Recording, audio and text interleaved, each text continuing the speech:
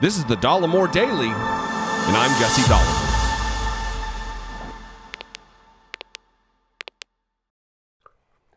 It should come as no surprise to you that I believe that conservatives and Republicans are a grotesque bunch, especially the iteration with which we live now, among whom we live now.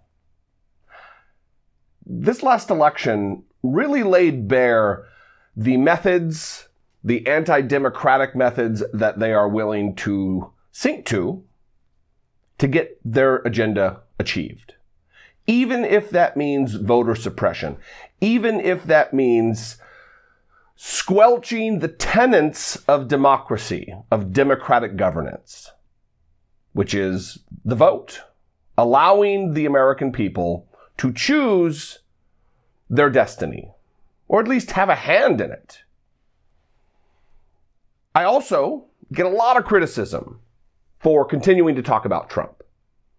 Trust me, I, above anybody else, would love to not talk about Donald Trump. It would be wonderful, both for my mental health, but also I'd like to move on. I'd like to get into deep, substantive policy issues and talk about them. Discuss them with you. Hash out the details. Get into the weeds.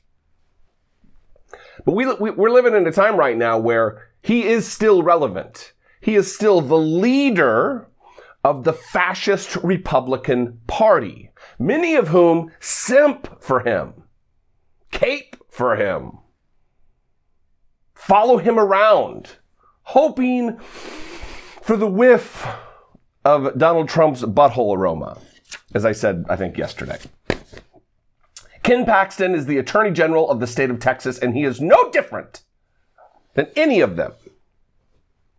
He was on with Steve Bannon, who apparently is also still relevant, Steve Bannon's War Room show on Friday, where he admitted to voter fraud. He admitted to suppressing the vote in Harris County, Texas, and he claims it's what helped Trump win the state. So when Republicans, and I'm going to play the clip, but when Republicans say, oh no, it's only about security, the manner with which we deal with the vote. It's not voter suppression. We just worry about vote security. We want to protect against voter fraud. Those arguments and those claims can be absolutely dismissed, jettisoned from reasonable consideration. In this clip, he says all of these lawsuits which stopped mail-in vote ballots from being sent out, that's what helped Trump win. And how would stopping people from access to voting help one candidate or the other if it's only about security? Watch this shocking moment from Steve Bannon's show. Yeah, I think it's certainly critical to my state, and that's why we fought off these 12 lawsuits. We had them in Houston, we had them in San Antonio, we had them in Austin, we had them in the counties where you'd have the most liberal judges. And it was a concerted effort nationally with lots of money going into it. And just knowing that we had 12 lawsuits that we had to win. And if we had lost one of them, like if we lost Harris County, Trump won by 620,000 votes in Texas. Harris County mail-in ballots that they wanted to send out were 2.5 million. Those were all illegal, and we were able to stop every one of them. Had we not done that, we would have been in the very same situation. We would have been on election night. I was watching election night, and I knew when I saw what was happening in these other states that would have been Texas. We would have been in the same boat. We would have been one of those battleground states that they were counting votes in Harris County for 3 days, and Donald Trump would have lost the election. First of all, the reason they were counting ballots for 3 days is because of the pandemic, Ken Paxton, you feckless dipshit. And there were far more mail-in ballots to count. And in many states, Georgia included, the count of the mail-in ballots was not allowed to begin by law, by statute, is not allowed to begin until the next day. All the other ballots have to be counted and then absentee. But you know that. And elected Republicans also know that. Donald Trump himself knows that. But they also know that the base is largely the unwashed masses who are uneducated, low information, who just believe what they're told, follow along like good robots.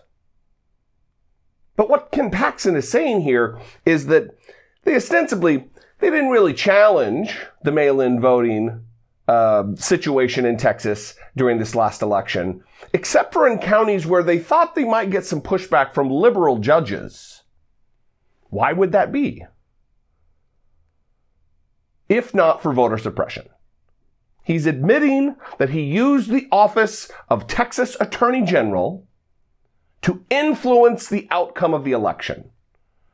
If not, Trump lost anyway, but Ken Paxton, with his own cake hole, is saying Donald Trump would have lost Texas. A remarkable moment. And again, what he's doing, because he's running for a Texas Attorney General right now against George W. Bush's nephew, Jeb Bush's son, George P. Bush. What Ken Paxton is doing is signaling to Donald Trump, the leader of the Republican Party, to say, hey, I'm on your team. I did everything I could to get you elected. Do what you can to help me now. And I'll be here for you in the future when you need me. Ken Paxton, who's under indictment for securities fraud. You know, the family values, law and order fella. Ken Paxton, under indictment.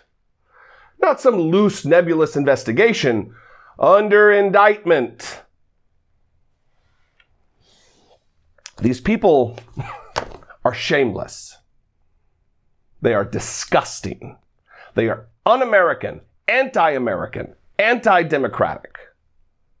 This is why I continue to run my mouth about Donald Trump, hoping that you will rise up the next time someone who's a little bit more articulate than Donald Trump shows up on the scene with the same machinations. What situation would we find ourselves in right now if Donald Trump were just a modicum less stupid? If his instincts were a little bit more political and less bombastic? A Josh Hawley, let's say. Or a Ted Cruz if he was less skeevy. We'd be in bad shape. We are now teetering on the brink of collapse. Not hyperbole, fact. When attorneys general of disparate states stand up and say, hey, I did what I could to suppress the vote. If not for me, my state would have gone to the Democrat. It's a remarkable time. Anyway, I'd love to know what you think about this.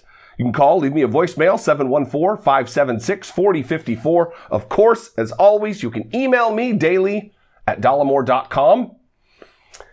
If this format of looking at my dumb face and listening to my stupid voice is not enough for you, and you're you like to be a victim of it, check out my podcast. It's called I Doubt It. It's on Apple Podcasts and Google Podcasts, Spotify, Stitcher, if that's still a thing. It's there. Follow me on social media. I'm on Instagram and Twitter. I'm on TikTok even.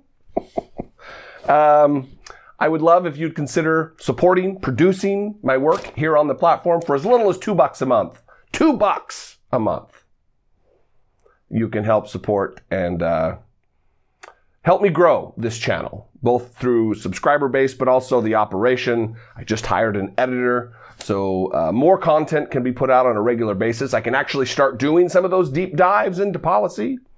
I'd love your suggestions on topics to talk about. Use that number and that email address to get a hold of me. Anyway, I love you guys. I do. I appreciate every single one of you engaging with my content and subscribing to the channel. I'll see you next time. Until then, be genuine. Take care of one another.